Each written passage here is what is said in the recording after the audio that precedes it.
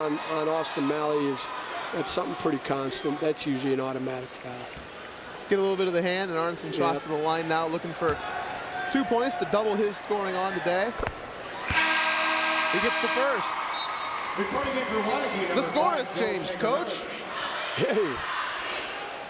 55.7 remaining in the third. 9-point advantage. Arneson looking to make it 8. 61% free throw shooter, but his touch and his form looks pretty good. Those are pretty sweet. He splashes both of those home. Merrill now within 8 points. Waunakee with the ball, and they'll get a sub in there. Will DeCora comes back in. He's been earning more playing time down the stretch. I think, again, he's another one of those guys off the bench that does a great job. I think Coach Soderberg has to be happy with where they are right now. And Waunakee hasn't widened their lead at all, and they may hold it here for one, which means that Merrill could come out of this and outscore them by 1 point. It wasn't a 10-point game at half. Is that what we had?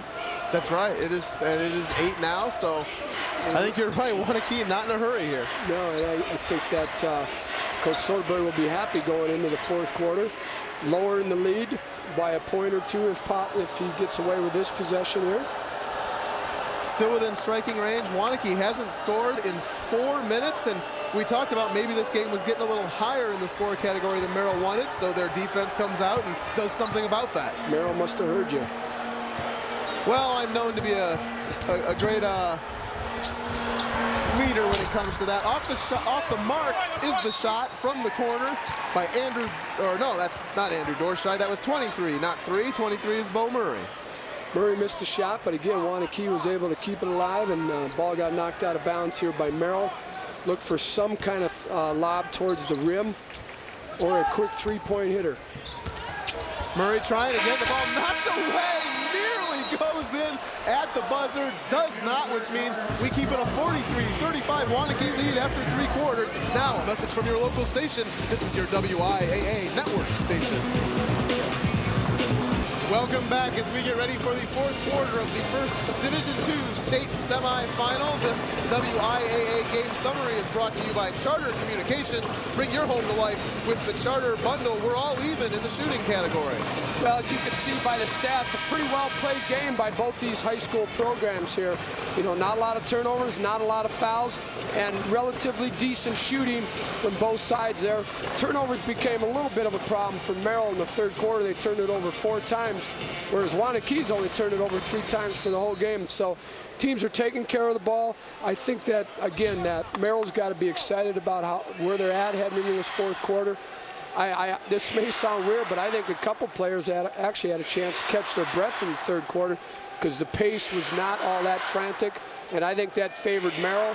They're going to get the ball here to start the fourth quarter. This is a huge possession for them to start this game off, to see if they can start this fourth quarter off, to see if they can make a run at the Warriors here. A bit of a slow third, slightly disjointed, chance to catch the breath. 8 points, certainly within striking range when you have the talent that Merrill has across the board, but especially in young Paul Jesperson, their senior leader. Well, the way both Jespersons are playing, if you're a Waunakee fan, you better not put in the books yet, and I'm sure they're not. But they got to continue to defend, to continue to take care of the ball. We'll see who has the advantage here on the rebounds in the fourth quarter. I think some second chance baskets could be huge. And we'll be talking about David Jesperson for some time to come. He's just a sophomore who Coach Soderberg says actually projects higher than Paul is at this point. And it's Matt Thistle getting the Blue Jays on the board first in this fourth quarter. It's a 6-point game. On a second chance basket. It has been the theme. Calls on Merrill's number 24. The book on Matt Thistle, he's undersized, just 6'2", playing down in the post, but a good jumper helps him get up and get those rebounds, as you just saw there. Well, then again, you talked about his heart early on in the year. You can never underestimate a guy's heart. Waunakee trying to answer, and I believe that was Thistle getting up and swatting that away. As we take another look at that, he jumps for the offensive rebound at one end, jumps for the block at the other. Well, as Waunakee so rightfully tried to do in the fourth quarter was to get Bo Murray involved, getting him to attack the basket, but Merrill said no. Here comes Sam Arneson. They go back to him in the post. Strong move by the senior, up over his shoulder and in. Great start for Merrill Blue Jays in the fourth quarter. And looky here, it's a 4-point game. Waunakee answering. That's a great way to do it. Take it to the rack. You're going to get a basket or most likely get fouled. Well, to me, clearly, between the third and fourth quarter there, the Waunakee staff decided to, get together and say, how do we get Bo Murray involved here? He's taking it to the basket, or they'd mentioned to him, we need you to be more aggressive, attack the glass. Last 2 times he's touched it, he's gone to the glass. And that's big for Waunakee. Now he's just got to convert on the free throws. Murray, their leading scorer on the year at 12 points a game. Not a runaway leading scorer, as they've got a pack of guys all kind of between 6 and 12. He's a guy that's made a lot of huge baskets, though, throughout the year. The 80% free throw shooter hits 1 of 2 this time around and puts Waunakee back up by 5. If I'm Waunakee, I don't want to get in a free throw battle down the end, because other than Murray and Staggy, the rest of the guys are not very good free throw shooters. This is the best Merrill has been today on offense on an 8-0 or 8-1 run, but they turn it over there, does Kurt Silver. Yeah, that's a critical turnover there. That's too bad. Unforced. Poor communication between the brothers there.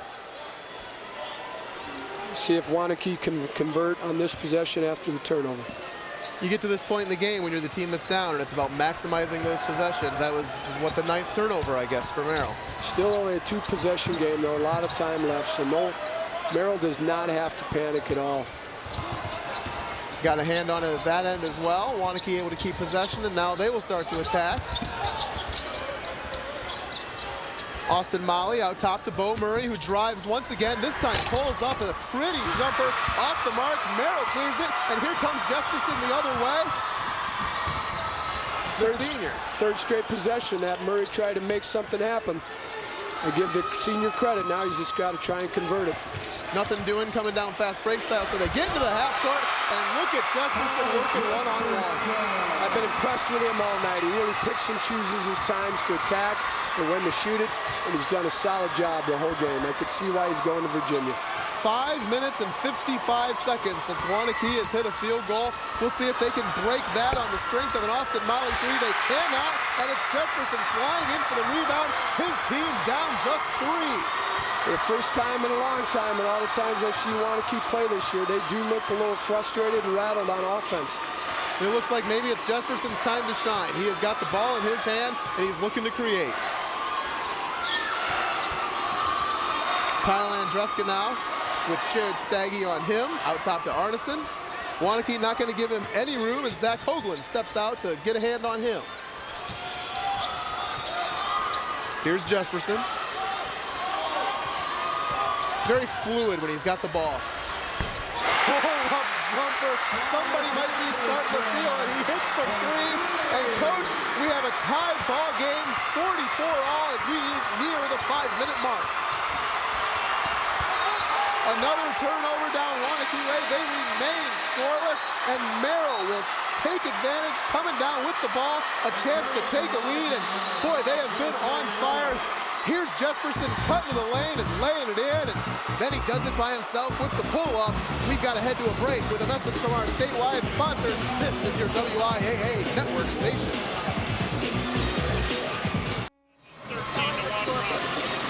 And welcome back to the Division II state semifinals. 5:05 to play. Tight ball game as we get a look coming out of the timeout at the last basket. It was originally called a 3-pointer, and let's get a look here. Toe definitely inside the line. They have correctly changed that. It is a 2-pointer for Paul Jesperson. No, it was 40. They didn't change it. They did not change that. It still says 44-44 on the board. Well, let's see how Waunakee responds here in the first time they've been challenged in a long time. Although they did have a couple tight games this year. They had a couple tight games this year. They were able to hang on big shots. So they've been here before, believe it or not, winning 25 games. And to be very clear, the score on your screen is the correct score of the game, 44-44. That was rule of 3, and it will stay that way on the board. You had mentioned in high school you can't change it because they don't have replay, and then you can't do it in high school. So they just got to, it's just got to go with it. And that's the way it is. I'm watching way too much pro ball, I guess. Well, in college, they actually have a challenge. You know, if someone thinks that they can stop the clock, and if they win it, then they don't lose their timeout. And if they don't, then they have a timeout taken for them if they ask the officials to, and they challenge a 3. But you can't do that in high school. What I want to know is why don't the college basketball coaches get a little hanky to keep in their sock they have to throw on the court like the football guys? It's coming next year. There'll be nice, bright yellow ones. Flag on the play. Who would have expected that? 82%. Paul Jefferson missed 2 free throws when he had a chance to take their first lead of the game, wouldn't it have been? It most definitely would have been. Merrill has trailed this entire way. Tied at 44s now. Paul Jefferson doesn't look fatigued, so maybe he just came on and lost his focus there a little bit. Got too excited about the comeback and forgot to make the free throws. Waunakee, chance to get back in the lead. Jumper from the corner, off the mark by Staggy. Chasing down the loose ball and diving into the bench is a Merrill player who appears to be in some pain. The ball's going to stay. Well, he's already got a bandage on his leg, and he grabbed that, so you know he's done that before. Look at Matt Waller. Reckless abandon, no fear on that young man's part. Little figure 4 leg lock at the end there. Well, there's no reason to not give it all you got right now. This is for the chance to get to the state championship, and it doesn't come easy, getting that opportunity to have. So you got to lay it on the line. Sacrificing the body like so many Badger players have done on this court. Merrill grabs the ball and gets a timeout. Matt Waller does. He hustles down, flying into the chairs 1 minute, and then he steals the ball away and gets a timeout. Merrill will head into a break, and so will we. Here's a message from our statewide sponsors. This is your WIAA Network station. Welcome back to the Division II state semifinals. Merrill and Waunakee knotted at 44s with 4.5 to go. And coach, you can see where Merrill has really turned it on. They've owned the 4th quarter. Well, again, one of Waunakee's goals was to wear them down. As you can see, going into the 4th quarter, they haven't accomplished that so far. And you still got 4 minutes to go in the game. Plus, I felt Waunakee got out-hustled on that loose ball there. There was 2 or 3 Merrill players on the floor and only 1 Waunakee player and 2 watching. Waunakee comes out and switches to a 1-3-1 zone for the first time in the game. We'll see how Merrill adjusts to that. You got to be leery of both Jespersons where they're at the whole time because they've got pretty good range. This was a 12-point ball game at one point at the biggest deficit. Never really felt like it, and now it's tied, just as it should be at this level of state basketball play. Coming down to the closing minutes of the 4th quarter. Here's Paul Jesperson. Gonna have to give it up as he's double-teamed. Travels on the play, and Waunakee will regain possession. Second possession in a row, Merrill had a chance to take the lead and couldn't take advantage of it.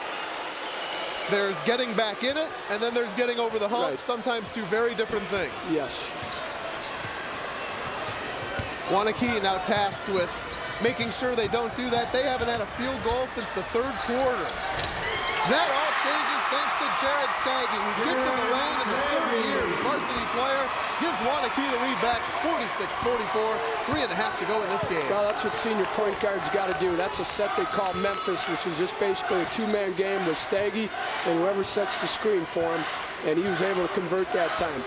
Now, Waunakee held him with forced a turnover in the 1-3-1 last time, so we'll see. But again, they got to be leery of where both Jespersons plant themselves.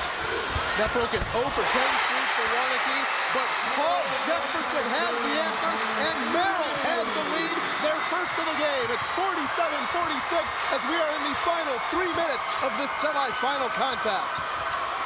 Waunakee looking for the answer, but that's Waller again. Mr. Hustle stripping it away and going after it, but he traveled flying to the floor after the ball. Paul Jesperson had a chance to give the lead from the free throw line a couple minutes ago and couldn't. He steps back a little further and takes advantage. Well, Tagarelli bid on the ball fake. That's why it's so important to use ball fakes, especially in the zone, either a shot fake or a pass fake. He got Tagarelli to bite. He took one dribble left with a little jab step, and his range, as he's already shown, is unbelievable. Paul looks like a cool customer out there. A little emotion coming from him. He really has. 16-3 Merrill run over the last 8:47 as they have taken over this ball game and taken over the lead. Waunakee, that's how you're going to get back into it, chasing the offensive glass. It's where they had so much success in the first half. Well, and they're so tough to keep off the glass because they're all 6'4", 6'5", whatever, and very physical. and you know, they have big hearts. They really go after the ball really hard. But Waunakee is, you know, Murray's been trying to get himself going here. And, you know, that's a big player for them, and they need him to step up and make a big hoop. You may watch for that the rest of the game. He may have a big hoop yet. Soper, on the other hand, couldn't convert the free throw to tie it up. Hustled for the rebound, got the foul, missed the first, has another coming. He's a 54% free throw shooter, so the numbers say this one will go in.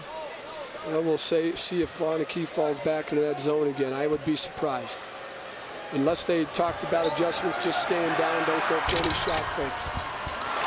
Well, the numbers are right. 50% of those free throws fall through for the 54% shooter, and we've got a tie ball game with 2.5 to play. Merrill now trying to break a little bit of a press, and they do, getting it across the half-court line, but now trouble. Double teamed with the mid-court stripe as your enemy. The turnover comes Waunakee way. Here comes Jared Staggy taking it to the hoop, flipping it up, off the mark. Rebound, bounces out of bounds, and it's going to go Blue Jay way. Frantic action there. Thistle's really stopped in a bad place, as he knows. Never should have gone there. Excuse me. Andreska stopped in a bad place there. Never should have gone there, and it cost him, and then Waunakee couldn't convert.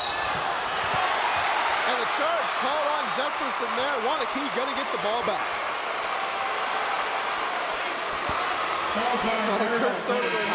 He's hot. I don't blame him. I don't know that Jesperson had a chance to take a step there at all before Steggy jumped in front of him, but that's a bang-bang play, as we know. Waunakee gets possession in a tie ball game. 47 all, 2:12 to play. You're getting your money's worth here in the Division II game. Yep. Jesperson now on the steal, gets possession, takes it to the hoop, gets fouled, wrapped up hard, but still somehow gets that basket to fall. Merrill has a 2-point lead with 2:08 to play, and Jesperson's headed for the line. Coach, what an effort from Paul Jesperson. Unbelievable play there, and the refs are really letting him play, as you can see now. Now, Steggy tried to catch him, couldn't. Now, here's what's going to happen. He's going to get the basket, then he's going to get 2, then he's going to get the ball out of bounds. Could end up being a 6 or 7 point play for Merrill here. What a giant swing that would be, and Coach, good work by Jesperson there, heads up as a senior, reestablishing himself in bounds after knocking that ball away. Well, and it's an automatic intentional foul because he reached at him from behind. He ended up grabbing him. I know he was trying to go for the ball, but he couldn't get there. But what a great play and great finish by Jesperson there to get the ball. And you talked about the ball bouncing your way like it did on some shots for Waunakee the first half.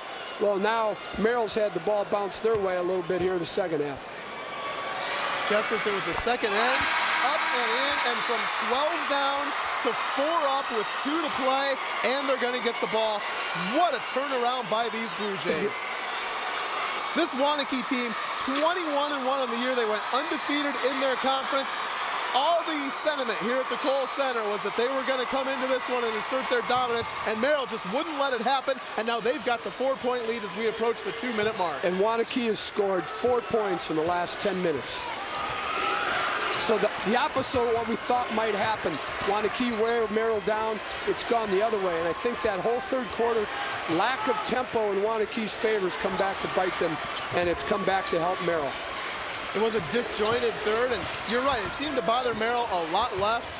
Here's Jesperson with the ball in his hand. He has been Mr. Clutch here in the fourth quarter as he looks to continue just making his way to the hoop, flipping it up, some contact on the play. A lot of contact. Doesn't go, no foul call, but it will stay with Merrill out of bounds off Waunakee. There's a lot of time left, though, and with Waunakee's length, experience, and athleticism, they can create turnovers. It's a Big Ten court. We got some Big Ten play with the bodies banging around down there in a 4-point game. Coach Dana McKenzie wants to call a timeout. We'll take it with him as we now take a break with our statewide sponsors. This is your WIAA network station. Welcome back to the Division II state semifinals. Merrill has stormed from 12 down to claim a 4-point lead with 1:34 to go, and it's been on the strength of their star player, Paul Jesperson. Good in the first quarter, great in the fourth quarter. Well, and that's what star players do. Coach Soderberg said his best players got to play big, got to play like a Division I player, and he definitely has here in the fourth quarter. That's what Jesperson is, and he scored 12 of the Blue Jays' 16 fourth quarter points. He's got the ball in his hands, backing up there, getting trapped at the half-court stripe, and Merrill now in a little bit of trouble, but they get back out of it. And here's Sam Arneson. Arneson also double-teamed, foul called on the play, and Arneson will head to the line, shooting 1-1. Waunakee's number 5, Joe Tagliarelli, his third, team's ninth. Returning for Waunakee, number 20, Will. Well, Arneson is 61% free throw shooter, but he's a senior.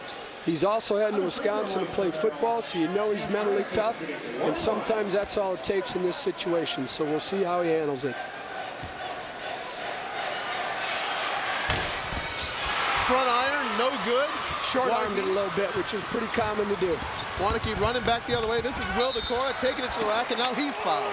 Well, you know, Merrill didn't get back quick enough there on defense. They missed free throw. Arneson kind of stood there and got a little upset about the fact that he missed it. Waunakee, to their credit, busted down the floor. DeCora had an opening, attacked the rim, drew the foul, and now he gets a chance to score some points for Waunakee with no time running off the clock. DeCora, a sophomore, 50% free throw shooter, misses the first. Well, I mentioned early on, if it came down to free throws at the end of the game for Waunakee, I'd been a little concerned if I was a Warrior fan, because other than Staggy and Murray, the rest of these guys just haven't shot it very well this year. Soper made 1 out of 2 last time. DeCora can really use this one. I looked down that list, and you're right. Other than Murray and Staggy, the highest percentage of anyone who's taken any meaningful free throws is 69%. It's a 20-4 run now for the Merrill Blue Jays. Tell you what, Jesperson just knocked Molly on his butt, and we haven't seen that happen all year in this area. Tough to do. He's got a little shiner going under his right eye, it looks like. Before the turnover, DeCora did push Roller, so it's a good call. That's where the officials have, and back to the line will head the Blue Jays.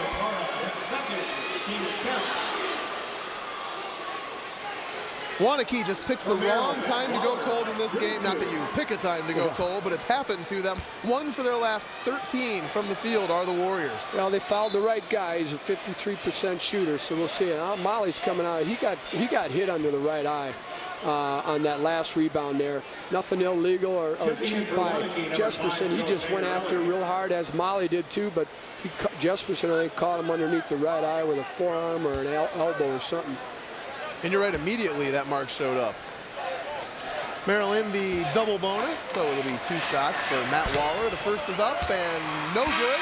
It remains a 4-point ball game with 55.9 to play. Matt Waller's just got to stay with it there. He shot it kind of like he was nervous the whole time. He kind of flinched at it and then took a step backwards. He's got to hang that hand with it and follow through and just have confidence in himself. Easier said than done, right? Yeah, I was going to say, big surprise, nervous, all alone at the line, clinging to a 4-point lead, and probably the biggest game of your life. He missed that one, but he actually shot it better. He hung with it. The answer for Waunakee is off the mark. Staggy can't hit the pull-up 3, but the ball will stay down at this end of the court. Expect Waunakee to run a set here to get a hoop and call timeout immediately. 45 seconds to play. Down 4 are the Warriors after leading by as many as 12 in this ball game. Staggy to inbound. Floats it out top to DeCora, and Waunakee now gonna look for that shot. It is stripped away from Bo Murray. Quick hands on the play there by Matt Waller. He's had a real good second half, doing all the little things. Waller has done that to Murray a couple times this half, and again, that's a surprise. Just the latest hustle play by Matt Waller, and the second strip that I can remember just in the last few minutes. He's got really quick hands. I don't know if he's heading out to play baseball or something somewhere or whatever, but that guy, he's just got really quick hands. Talk about those hands. He is an honorable mention All-State wide receiver for this team, and getting those steals, nothing new to him. He's the defensive player of the year for the Blue Jays. Well, I guess there's no surprise here then. You one-up me on that little research there. I didn't get that, Paul. So nice job. That's why we're a team. Wow, I've got 1 in my column. I'm only down 142 to 1 at this point. Here come the Warriors. They're down 6, and time is of the essence. 32 seconds. Good look down low to Jacob Sober, who converts, and Dana McKenzie calls the timeout with his team back within 4 with 29.1 to go. We're going to step away as well. We've got a message from our statewide sponsors. This is your WIAA network station. We get a look at Waunakee's first hit from the field in 3 minutes. They have been stone cold, but they're still down just 4 with 29.1 to go. Hanging in there, both teams have kept this thing manageable, although at this point, they're going to have to foul. Yeah, either that or force a turnover. Well, I guess going to say that the only thing you do there is get a good trap. They wouldn't want to foul right away down there because there's still 30 seconds to go. So that was a smart play by Waunakee there to get one good trap. And then if that pass would have been successful, they would have fouled. But unfortunately for Merrill and fortunately for Waunakee, Merrill turned it over. It did work to their advantage. Both teams 24.2 from deciding who's going to go to their first ever state championship game. Got to get something here. A real good look by Bo Murray, and you just can't give him too many of those. The mid-range guy steps behind the arc and hits a 3. That pulls the Warriors within 53-52 with 17 seconds to go. Well, it's a great set play called by Coach McKenzie. They run a little stagger double screen there. They sent Decora one way and Murray off the other way. As you see him coming there now, hasn't had a good shooting night for the Warriors, but we talked about earlier about him being Mr. Clutch and hitting a lot of baskets in the last minute. And there he comes through again for Waunakee. Waunakee's 6th three-point field goal of the day. Both teams have hit 6. All the stats close, as well as is the score. 53-52 Merrill on top. Head coach Dana McKenzie talking to his boys. Kurt Soderberg in the Merrill huddle. Well, Waunakee again is going to throw in that full court diamond trap press and try and get a good trap out of it before they foul.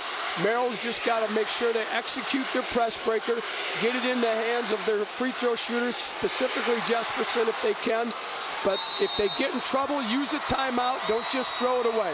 You see there, Waunakee has been great in close games. This is nothing new to them. They'll be poised over these last 13 seconds as Jesperson looks to break the press by himself, and Waunakee does have to foul. Well, you know, Merrill didn't exactly draw it up that way, I'm assuming, because they caught the ball in the deep corner with